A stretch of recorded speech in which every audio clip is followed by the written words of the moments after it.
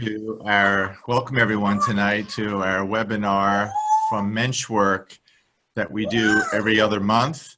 And we're really fortunate tonight to have Lev Natan be the facilitator for this month's webinar.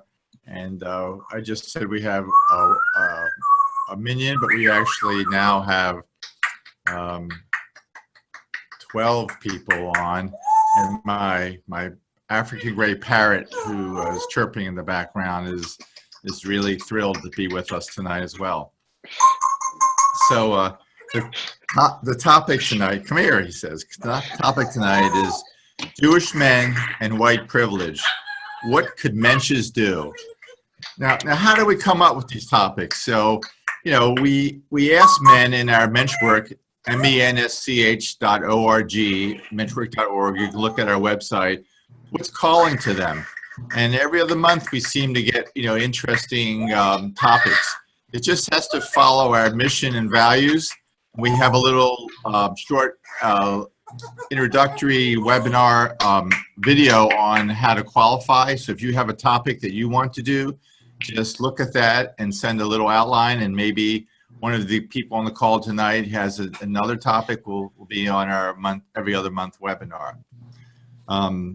The past webinars have been, most of them are recorded, and you can see them, and we're editing them. And so we'd like to do that again with this webinar tonight. So we hope you speak from the heart and honestly, but keep in mind that, you know, we do want to record this, and it'll get somewhat edited, but hopefully your speaking is sort of giving us permission that you would agree to let your opinions and insights be shared with others. We did come up with 2 essays that might be fruitful. If you didn't get a chance to read them in advance, they're listed in the invitation and they're listed online. One that Lev was the author of, White Men and Native America, An Unlikely Alliance, that was recently published. And one that's been around for a while by Shoshana Heschel, about her father, 2 friends, 2 prophets, Rabbi Abraham Heschel, Joshua Heschel, and Dr. Martin Luther King. In that essay, he says racism is the same as Satanism, an unmitigated evil. And she points out in the Talmud that public humiliation is condemned as being tantamount to murder. So that's some powerful things to think about. I'm not sure where Lev is going to take us tonight, but Lev is well known to Menschwork and Jewish Men's Retreat. Since being a teenager, he came with his dad, Alan, who's on the call tonight. And we're really blessed that he's doing some really powerful work in his professional life these days. And he might share a little bit of that as well. But I'm turning it over to Lev now to facilitate the evening. And if you're all muted, so if you need to speak when Lev invites you, just raise your hand. If you are not on video, if you're just on phone, if you can look at the chat button, send a chat message, and maybe Lev will see it, and then he could call on you. And I'll let him decide how he wants to divide up the time. And with that, I turn it over to Lev. All right.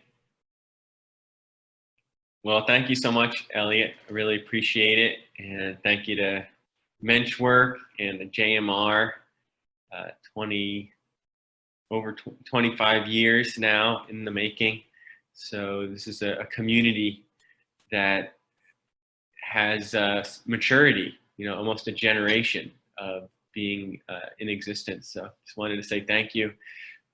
So to get started, what always helps me, especially on, you know, virtual calls, but anytime I'm having an intentional conversation, it helps me think about what I want to say more consciously, to start with a centering practice. You know, Elliot mentioned singing a nigun, and that's a way of getting centered. So I find it's really important that we all do that together, you know, and so if you're kind of thinking or reading, just invite you right now to bring our minds and our hearts together as one and do this practice. So it's like we're all in the same room on the same page, so we can be thinking together. and feeling into this topic in a conscious and mindful way, so that there's wisdom present also. So I invite you to close your eyes. That's what I'm going to do. And we can just take a deep breath together. And just take a moment to arrive here fully after a full day. Whatever you're doing, it was a full day because it's nighttime. And just want to invite you to tune into why you are here, what is calling you to be here for this particular topic. And how deeply do you feel engaged in this topic? Maybe you just read the title, or maybe you just show up every month for these webinars, and you thought, oh well, I'll just come to this one too. But maybe you read the title and you thought, oh, this is something compelling, and maybe you read the whole description and that brought you in even further, and maybe you even read one or two of the articles, and so then you wanted to show up for the conversation.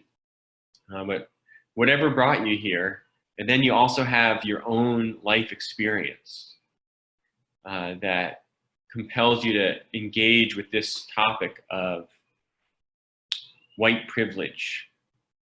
That's just language, right? But really, we're talking about racial awareness in America, and that there's a history that we each have our own relationship with, and it's very personal. It's my experience, and it's very emotional. We can get into thinking about it intellectually and having even debates or intellectual points that we make, but I invite us to show up for the conversation for ourselves, for yourself, that you leave the call tonight with a little bit more insight or a little bit more feeling in your being, in your body, more connected than you were when you arrived. I'm going to invite myself to do the same, that this is a learning process that I'm in. And I just want to also invite a few terms into the space as part of the centering. Like I said, it's a topic that can be charged emotionally, and it can trigger us. There can trigger belief systems that we have from the past that then open up emotions. So just to be aware of that. And it can also trigger experiences that we've had, and bring those emotions so that they're fully present, even though those experiences aren't happening right now. And, just wanted to give words to that language, even though it seems obvious, just to bring that present here. And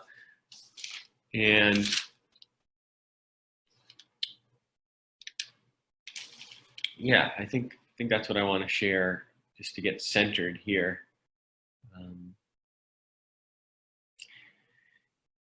And then invite you to just connect to your heart too, and to gratitude, whatever you're feeling grateful for.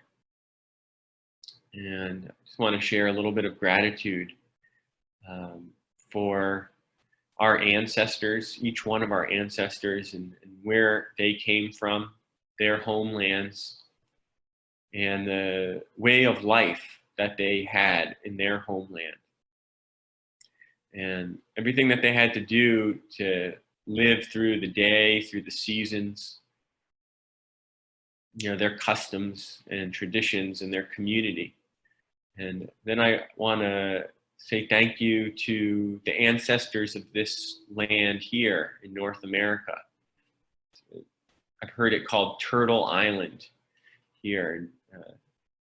East Coast, center, the West Coast, all Turtle Island from Atlantic to the Pacific.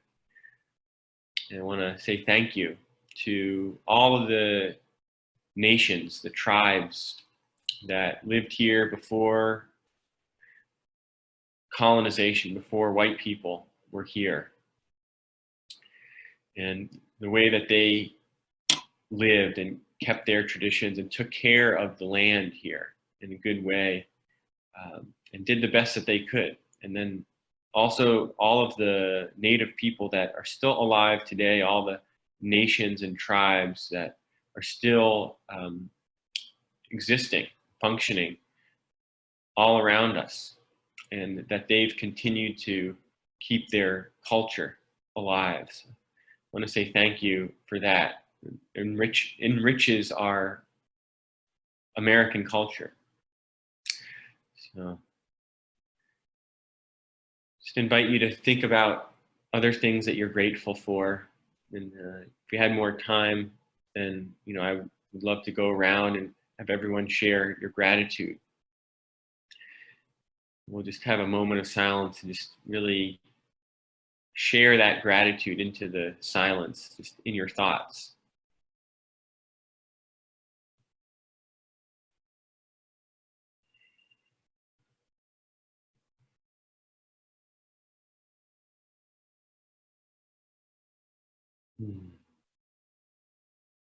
And then we can just take a deep breath and hum together. That'll be our nigun, just a hum. Inhale.